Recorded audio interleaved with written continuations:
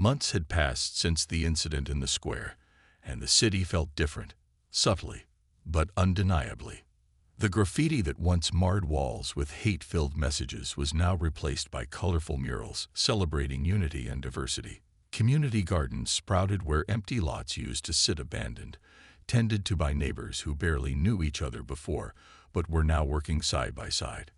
Conversations about prejudice and understanding continued, not as fleeting trends but as ongoing efforts to heal old wounds. Marcus stood in the same square where everything had changed for him, a broom in one hand and a trash bag in the other. He wasn't alone. Groups of volunteers moved around him, sweeping debris, planting flowers, and painting benches. Some recognized him from the videos or the forums, but no one treated him differently. Instead, they greeted him warmly, calling him mate or friend. It was strange at first, hearing those words directed at him, but over time, it became something he cherished. As Marcus bent down to pick up a discarded soda can, his eyes drifted toward the spot where he had once brandished the ceremonial sword like a weapon. The memory still stung, but it didn't weigh on him as heavily anymore. That day had been a turning point, not just for him, but for the entire community. People often remarked how the incident sparked important conversations, bringing issues into the light that many had ignored for too long.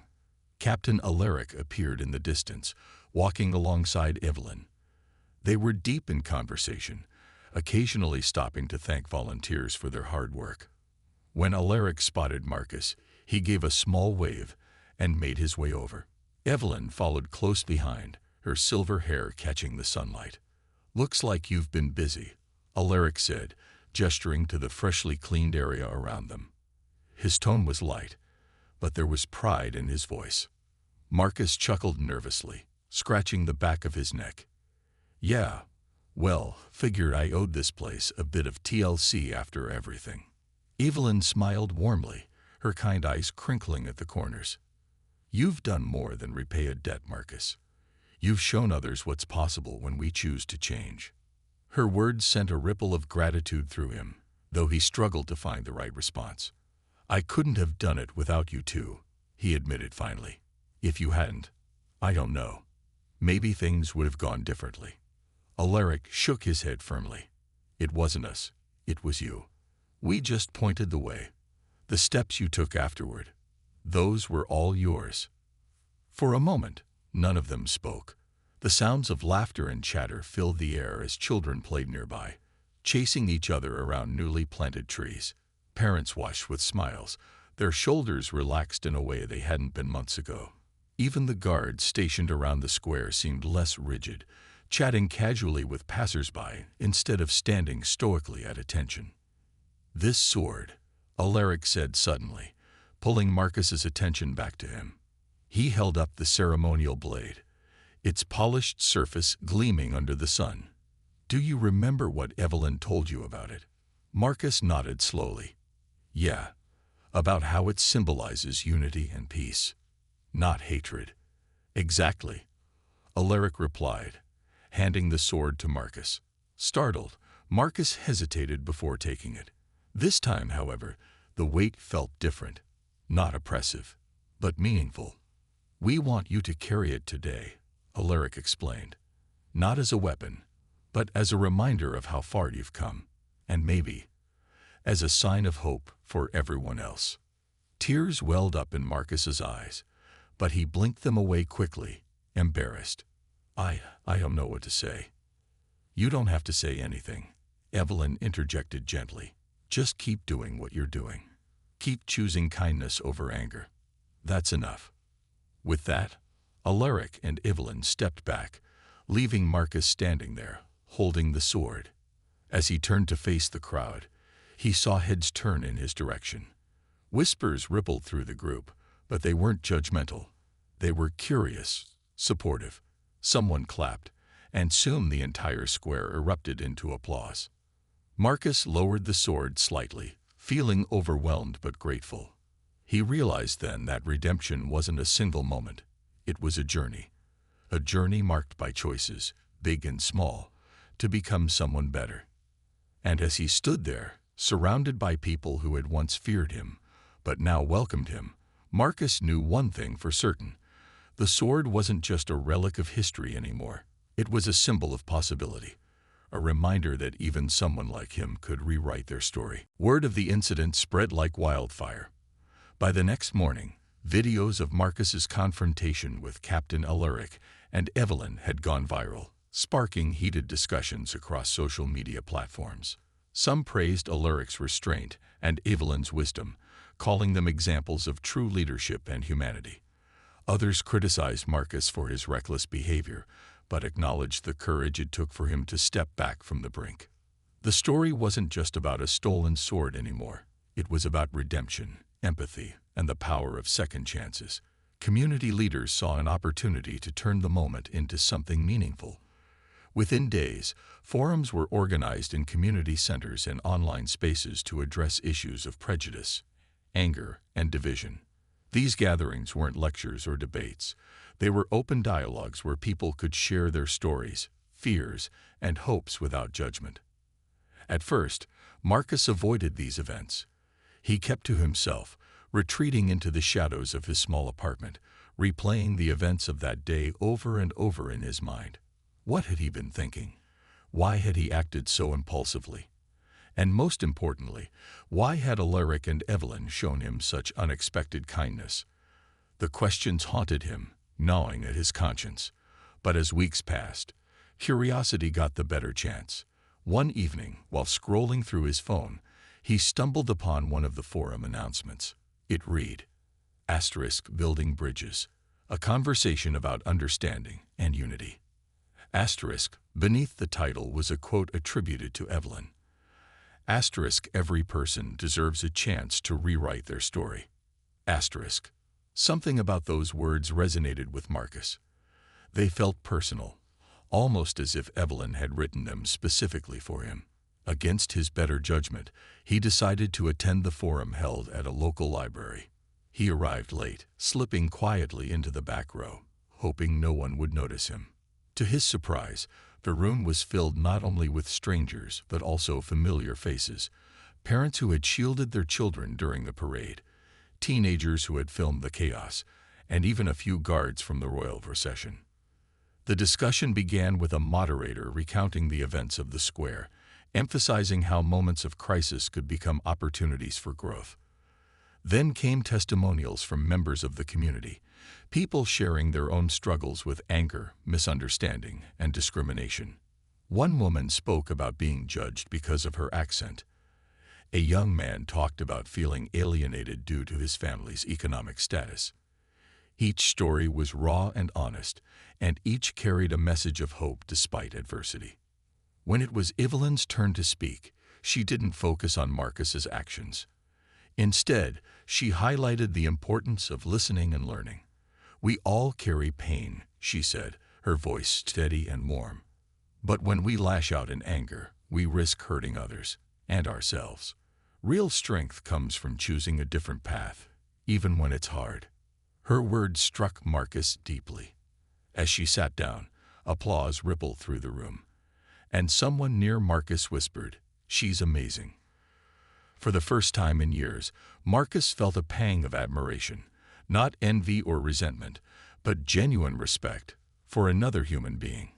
Afterward, attendees were invited to join smaller breakout groups for more intimate conversations. Hesitant but curious, Marcus joined a circle led by none other than Captain Alaric. At first, Marcus stayed silent, unsure of what to say. But as others shared their thoughts, he found himself opening up little by little. When it was his turn, he admitted, "I spent my life hating things I didn't understand. That day in the square, it made me realize I don't want to live like that anymore." His confession was met with nods of encouragement, not judgment. Someone patted him on the shoulder, saying, "It takes guts to admit that, mate." Another added, "We're all works in progress." Over the following weeks, Marcus attended more meetings, slowly shedding the bitterness that had defined him for so long. He began volunteering at a local shelter, helping clean graffiti from walls and assisting with food drives. The work was simple, but it gave him purpose, a way to contribute positively to a community he once resented. One afternoon, while scrubbing away hateful slogans sprayed on a park bench, Marcus noticed a familiar figure watching him from a distance. It was Alaric. The captain approached cautiously, offering a respectful nod. "I see you're keeping busy," he said with a faint smile. Marcus shrugged, slightly embarrassed but proud too. "Trying to make up for some bad decisions," he replied. Alaric clapped him lightly on the back. "You're doing more than that, Marcus. You're setting an example. Keep going." As Alaric walked away, Marcus stood there, paintbrush in hand, feeling a sense of peace he hadn't known was possible. Change wasn't easy, but it was happening. One brushstroke. As the applause from the crowd grew louder, Marcus felt a strange mix of emotions swirling inside him. Shame, relief, and even a flicker of pride. He didn't fully understand what was happening to him, but he knew one thing for certain. He couldn't keep holding onto the sword. It no longer felt like a weapon in his hands. It felt like a weight dragging him down, reminding him of everything he had done wrong. Captain Alaric took a cautious step forward, his expression calm but earnest. "Marcus," he said softly, breaking the silence that had settled over the square, "you've made a choice today, a brave one. Now let's finish this together." The word struck Marcus deeply. No one had ever called him brave before. In fact, most people labeled him as reckless, angry, or dangerous. Hearing Alaric say it now, in front of everyone, made something shift inside him. For once, he didn't feel like an outsider looking in. He felt seen, understood. Alaric extended his hand slowly, palm open, and steady. "Give me the sword, Marcus. Let it go. You don't have to carry this burden anymore." Marcus hesitated, glancing at the blade resting against the cobblestones. His fingers tightened around the hilt briefly, as if reluctant to part with it. But then Evelyn's voice echoed in his mind. Her gentle yet firm reminder that the sword represented unity, not division. Taking the shaky breath, he finally lifted the weapon and placed it carefully into Alaric's outstretched hand. The moment the sword left his grasp, Marcus felt lighter, as though an invisible chain had been broken. The crowd erupted into cheers again, louder this time, their clapping filling the square with energy. Some people whistled, while others simply smiled, relieved that the tense standoff had ended peacefully. Parents hugged their children tighter, grateful for the resolution, and teenagers lowered their phones, satisfied they had witnessed something extraordinary. But Alaric wasn't finished. Once the sword was safely back in his possession, he turned to face Marcus directly. "You could have chosen violence today," he said, his tone serious but kind. "Instead, you chose understanding. That takes courage, and I respect you for it." Marcus blinked, caught off guard by the sincerity in Alaric's voice. He opened his mouth to respond, but no words came out. How could he explain the storm of emotions raging inside him? Gratitude, regret, hope. All he managed was a slight nod, his eyes avoiding Alaric's gaze. "There's always a choice," Alaric continued, addressing both Marcus and the crowd. "We can let anger define us, or we can rise above it. Today, Marcus showed us that change is possible, even in the hardest moments." He paused, letting his words sink in. "And because of that, I'm offering you a second chance. Return the sword willingly, and there will be no charges." The offer stunned Marcus. He had expected anger, punishment, maybe even arrest. Instead, Alaric was giving him a way out, a clean slate. It was more than he deserved, and he knew it. Evelyn stepped forward again, her presence grounding him.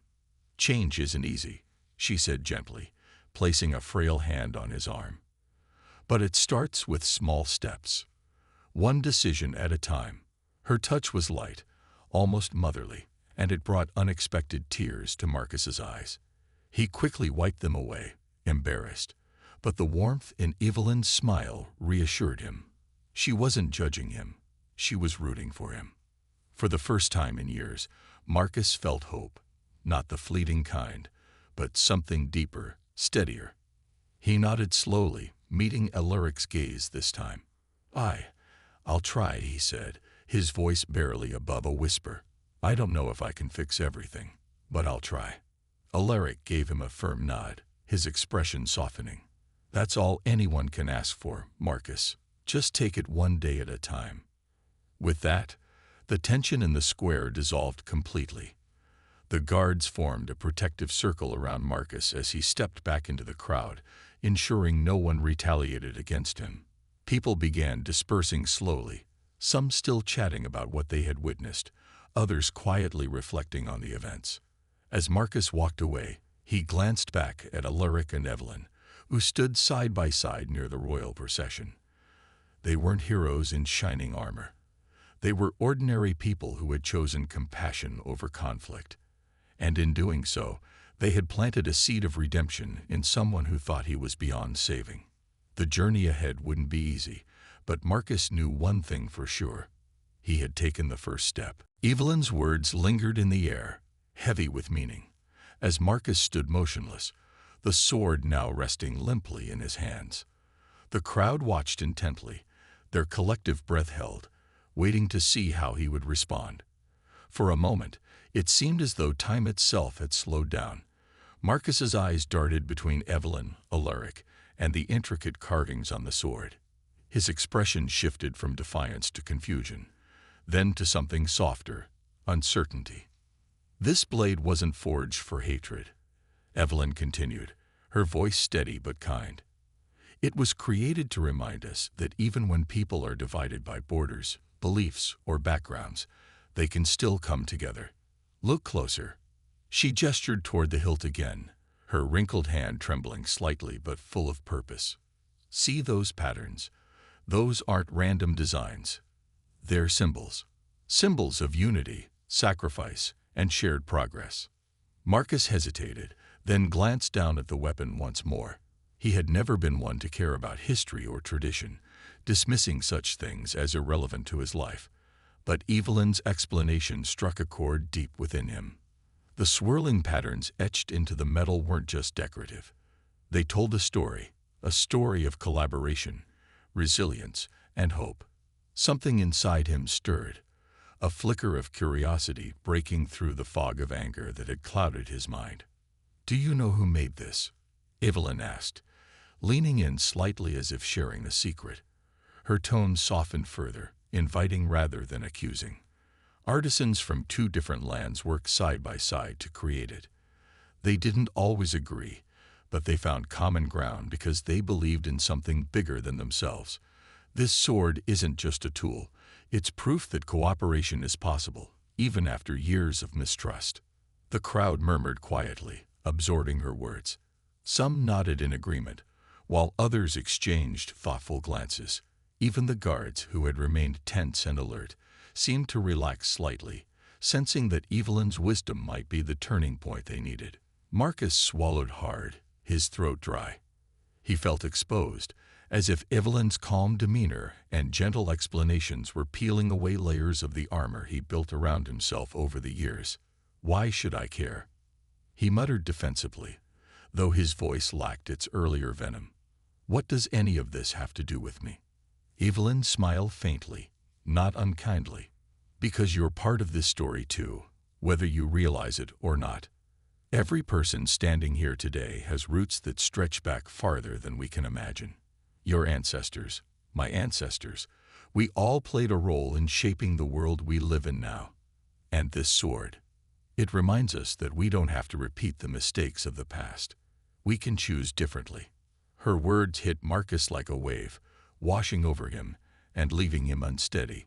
He looked around at the faces in the crowd, some fearful, some curious, some hopeful, and realized they weren't so different from him. They were just people, trying to make sense of their lives, much like he was. For the first time in years, he allowed himself to wonder. What if I've been wrong? What if there's another way? Alaric stepped forward cautiously, sensing that Marcus was on the verge of a breakthrough. We all carry burdens, he said gently, echoing Evelyn's sentiment. But holding on to anger only makes those burdens heavier. Letting go doesn't mean forgetting. It means choosing to move forward. You can start today. Marcus's grip on the sword loosened completely, his fingers trembling as he stared at the weapon. The polished surface reflected his face, distorted yet unmistakable. In that reflection, he saw not the defiant rebel he wanted to be, but the lost and hurting man he truly was. Slowly, almost reluctantly, he lowered the sword until its tip touched the ground. The square fell silent, the tension melting away like frost under the morning sun. Evelyn gave a small nod of encouragement, her eyes warm with understanding. Alaric exhaled softly, relief evident in his posture. And the crowd, witnessing this quiet transformation, began to clap, not loudly, but steadily, a ripple of applause that grew stronger with each passing second. Marcus flinched at the sound, unsure how to react. Was this approval, forgiveness, or simply acknowledgement of the choice he had made? Whatever it was, it felt different, new, unfamiliar, but not unwelcome. Just as the tension seemed unbearable, a frail yet commanding voice cut through the air. Enough. The single word rang out like a bell, sharp and clear, stopping Marcus in his tracks. Everyone turned to see an elderly woman stepping forward from the crowd. Her silver hair shimmered faintly in the sunlight, and her simple dress swayed gently with each deliberate step she took. Despite her age, there was nothing frail about her presence. She carried herself with authority, as if she owned the square. The woman introduced herself as Evelyn. Though many in the crowd already knew her, she was a retired history teacher, well respected in the community for her deep knowledge of culture and tradition. "Young man," she said firmly, addressing Marcus without fear, "you may think you're making a statement, but all you're doing is embarrassing yourself." Marcus blinked, caught off guard by her boldness. He opened his mouth to retort, but Evelyn didn't give him the chance. "Do you even know what that sword represents?" she asked, pointing at the weapon in his hands. Her tone softened slightly, not out of pity, but because she genuinely wanted him to understand. "That isn't just a piece of metal. It's history. It's unity. And right now, you're mocking something far greater than yourself." The crowd murmured approvingly, sensing that Evelyn might be getting through to him where others had failed. Alaric watched silently, intrigued by her approach. He had tried reasoning with Marcus, appealing to logic and morality, but Evelyn was taking a different path, one rooted in education and legacy. Evelyn moved closer, ignoring the nervous whispers urging her to stay back. She pointed at the intricate designs etched into the hilt of the sword. "Look at those carvings," she instructed. "They tell a story. Decades ago, when our kingdom faced division and conflict, this very sword was gifted to us by a neighboring land, a symbol of peace and cooperation. Artisans from both sides worked together to create it, blending their skills and traditions. Do you hear me? People who once sought each other as enemies came together to forge this blade." Marcus frowned, lowering the sword slightly as he studied it more closely. For the first time since snatching it, he actually looked at the weapon instead of using it as a prop for his anger. The carvings were indeed beautiful, swirling patterns that seemed to dance under the light. He had dismissed them earlier as meaningless decorations, but now they felt significant. "This sword doesn't belong to hatred or division," Evelyn continued, her voice steady and calm.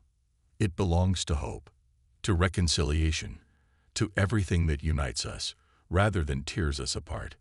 She paused, letting her words sink in before adding, "And here you are, waving it around like some kind of trophy. Is that really who you want to be?" Her question hung in the air, heavy and undeniable. Marcus shifted uncomfortably, his grip on the sword loosening further. His bravado was crumbling, replaced by uncertainty. He glanced at the crowd, expecting to see judgment or ridicule, but instead found curiosity, and perhaps even sympathy, in their eyes.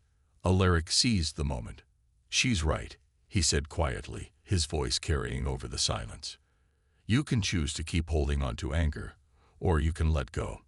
The choice is yours." Marcus. For a long moment, no one spoke. The only sounds were the distant rustle of leaves and the faint hum of traffic beyond the square. Marcus looked down at the sword again, his brow furrowed in thought. Evelyn's words had planted a seed of doubt in his mind, forcing him to confront the weight of what he was doing, not just to the guards, but to himself. Finally, Marcus exhaled sharply, his shoulders slumping as if a great burden had been lifted. He didn't say anything, but the way he held the sword changed. Instead of brandishing it defiantly, he cradled it awkwardly, almost reverently. It was as if he finally understood that the weapon wasn't his enemy. It was a mirror reflecting his own choices. Evelyn nodded approvingly, satisfied that she had broken through his defenses. She stepped back slightly, giving Marcus space to process everything.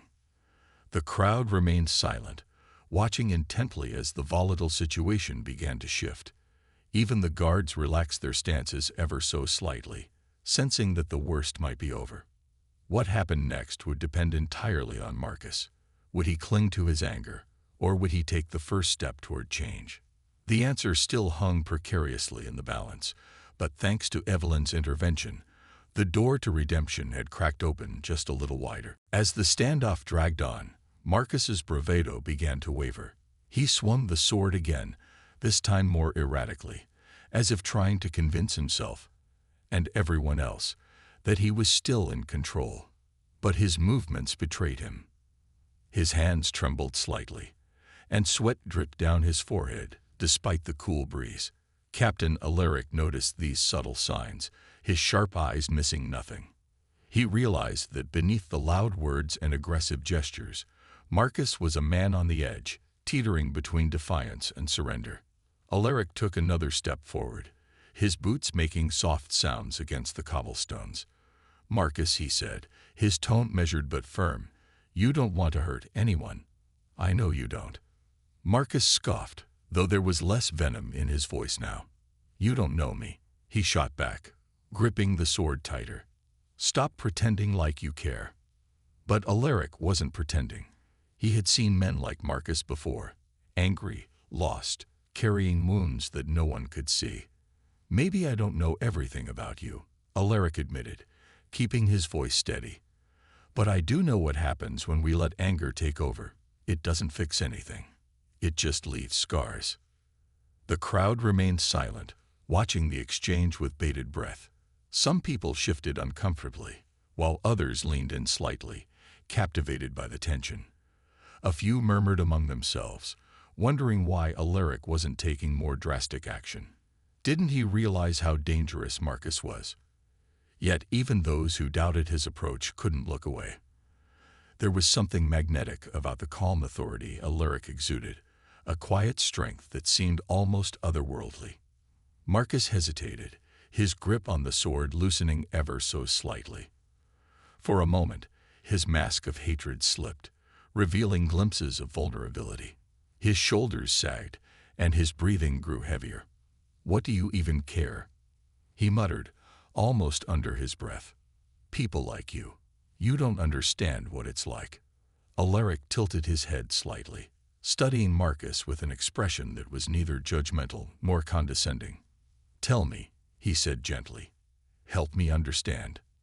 It was a simple question, yet it hit Marcus like a punch to the gut. No one had ever asked him that, not like this. Most people either ignored him or dismissed him as trouble. Even his own family had stopped trying years ago. Now, here was a man, a stranger, dressed in armor, leading the very group Marcus despised, offering him a chance to speak, to be heard. For a moment, Marcus looked unsure of what to do. He glanced around at the crowd, then back at Alaric.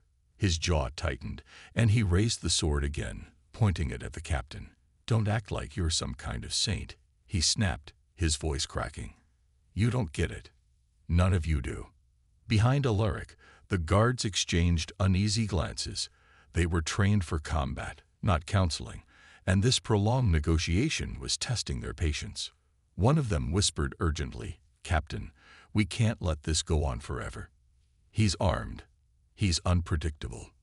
Alaric held up a hand without turning around. signaling them to stay put. He didn't need distractions right now. This wasn't just about disarming Marcus. It was about reaching him, about finding a way to break through the walls of anger and pain he had built around himself. "You're right," Alaric replied calmly, addressing Marcus once more. "I don't have all the answers, but I'm willing to listen. That's all I'm asking you to do. Listen. Let's talk this through. Together."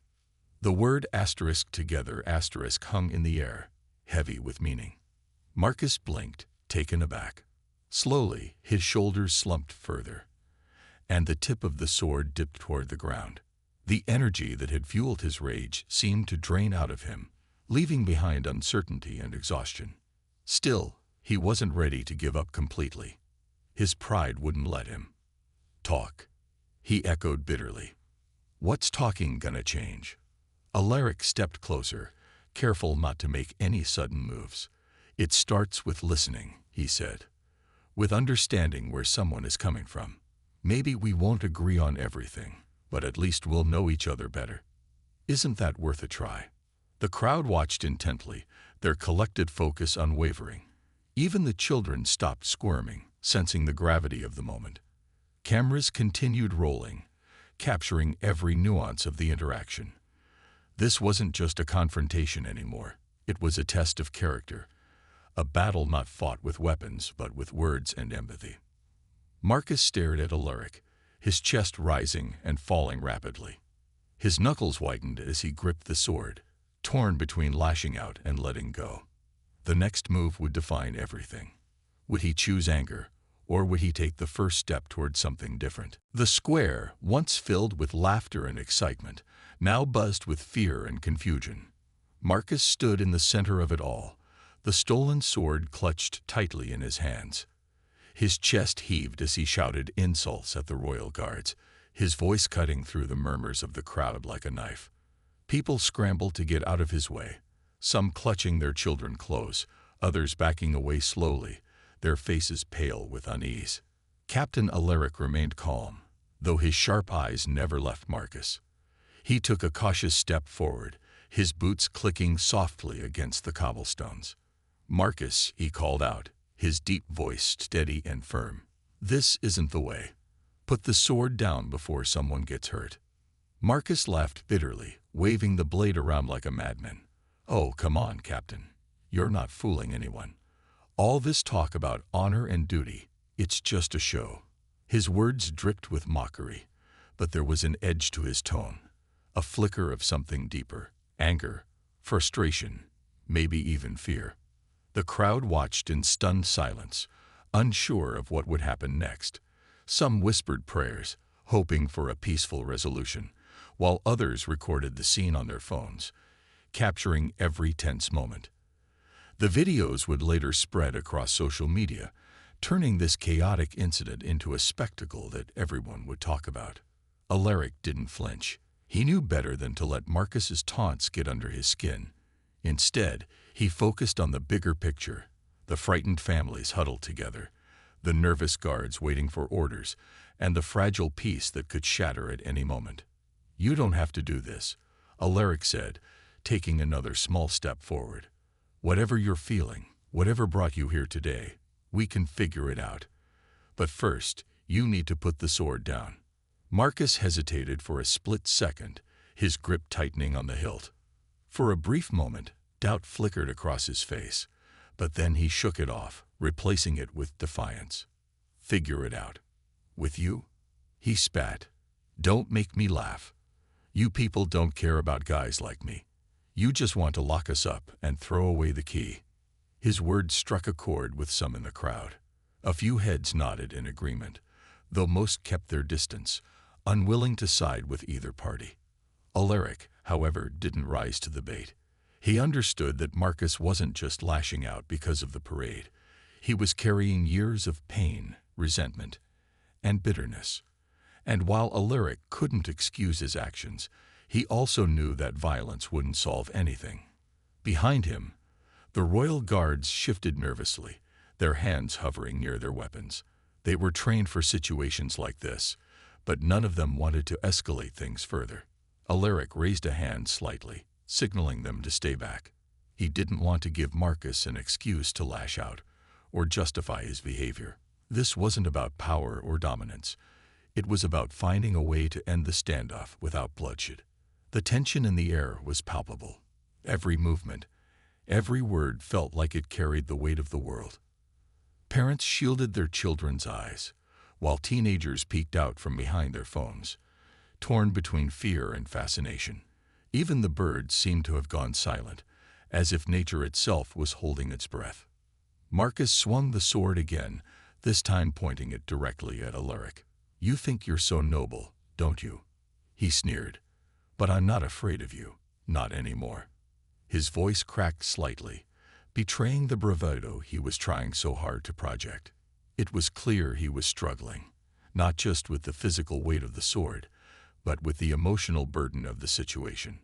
Alaric took a deep breath, his expression softening ever so slightly. "I'm not asking you to be afraid," he replied. "I'm asking you to think. Think about what happens next. Do you really want to go down this road?" For a moment, Marcus didn't respond. His eyes darted around the square, taking in the frightened faces, the cameras pointed at him, the guards standing ready. He swallowed hard, his confidence wavering. The sword felt heavier in his hands now, not just because of its size, but because of the gravity of the choice he was about to make. The crowd held its collective breath, waiting to see which way the scales would tip. Would Marcus double down on his aggression, or would Alaric's calm persistence break through the wall of anger he had built around himself? The answer wasn't clear yet, but one thing was certain. The next few moments would decide everything. The city square buzzed with energy as people gathered to catch a glimpse of the royal parade. Colorful banners fluttered in the breeze, and the sound of drums echoed through the air. Children clapped excitedly, while adults craned their necks to see the royal guards marching in perfect formation. Their armor sparkled under the sunlight, each step they took radiating discipline and pride. Among the crowd stood Marcus, a man known for his fiery temper and hateful views. His presence was like a dark cloud amidst the cheerful atmosphere. He leaned against a lamppost, arms crossed, glaring at the guards as they passed by. His lips curled into a sneer as he muttered insults about their heritage under his breath. To him, the guards weren't symbols of honor. They were targets for his anger. Marcus had always been quick to judge others based on their appearance or background. Today was no different. As the parade moved closer, his eyes locked onto one particular guard carrying a ceremonial sword. The blade gleamed brilliantly, its hilt adorned with intricate designs that told stories of unity and courage. But to Marcus, it was just another reason to mock them.